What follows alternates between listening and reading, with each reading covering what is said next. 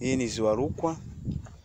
Kama mnavyoliona ni ziwa Rukwa lenye samaki nyingi.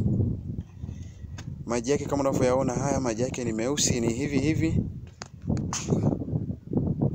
Samaki hawa wanaishi kwenye maji haya, wana afya nzuri, wanapendeza. Na ziwa hili kihistoria wanasema ndio linaongoza kuwa na mamba wengi. Sasa mamba hawa sijajua kwa huku watu wanaishije, lakini ni ziwa lenye kina kifupi, alafu linahimili maji.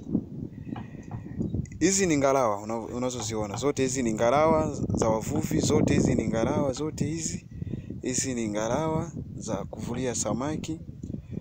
Hapa watu wameshatoka, wengine ndo wanaingia kule mnavyoona kule mbele.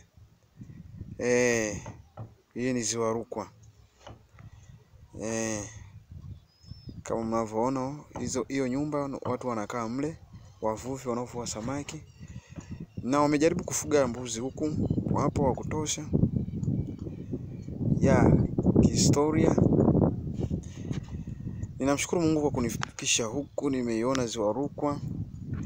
Nilianzia ziwa Victoria, Tanganyika, mara niko ziwa Rukwa.